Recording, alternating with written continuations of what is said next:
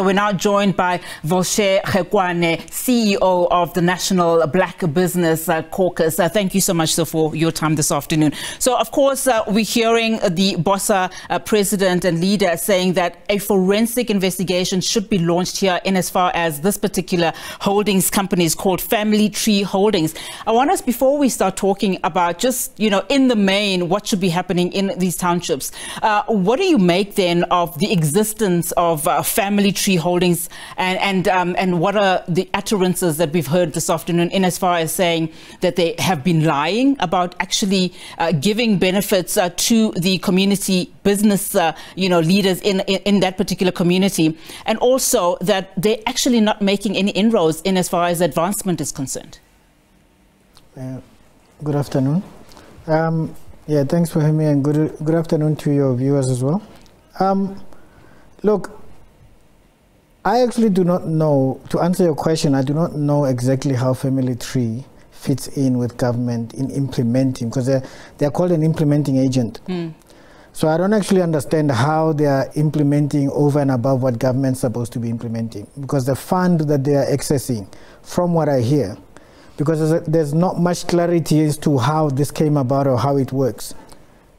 From what I understand from my members, is that Family Tree is getting funded by the Township Economic Development Act, the Act's fund, right?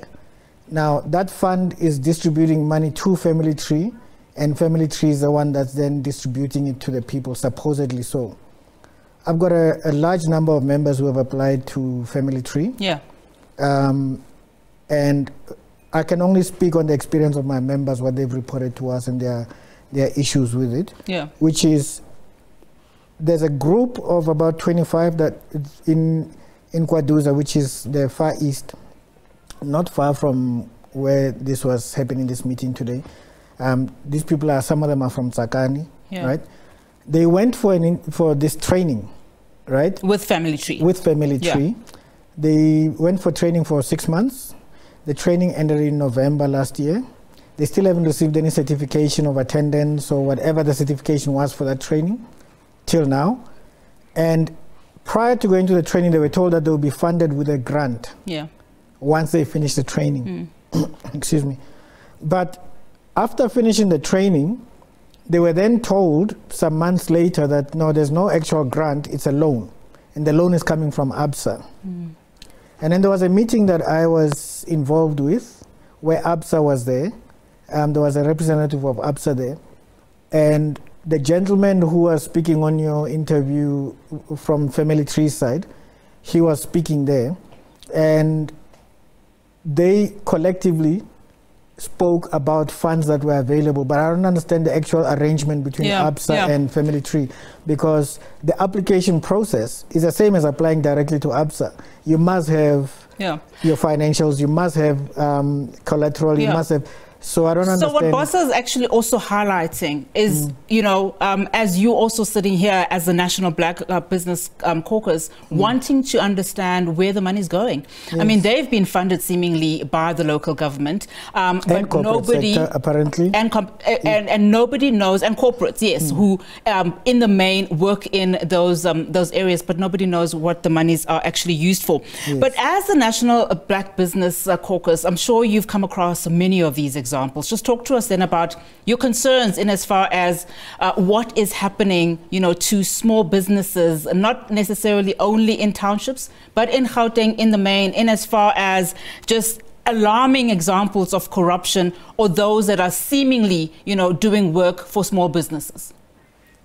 Okay, so as far as I'm concerned, and we see, our organization, we see a lot of promises from all different parts of society about elevating business, especially marginalized and previously disadvantaged owned businesses rather.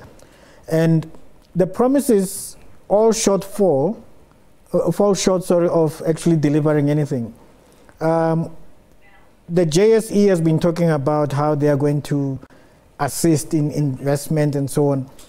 But the way the financial system of the country is set up, the JSE will not invest in anything that is not blue chip, that is not tried and tested, that hasn't run for a long time and has got a stable income. All right? Your investment wings of the banks do not look at small business at all as an option, okay? Because they are running with money that's from investors. So from people who are putting money into the investment banks. Yeah. The government is the one that came up with DFIs. The DFIs were supposed to assist those who do not qualify elsewhere. Yeah. But as we can see now, there's intermediaries and there's, you know, all type of, you know, distorted qualifying criteria that runs the businesses out. And then instead, the same corporates now are becoming predators in township. Yeah. Very quickly, 30 seconds. What then should government and these private sectors do? Because it does seem like they are undermining small businesses. Well, government has got to get serious about DFI-style funding and change the qualifying criteria. That Township Economic Development Act, the fund that's connected to it has helped not a single business right now. I cannot point to one company and say to you, these are township businesses that got X amount from that Township Economic Development Fund.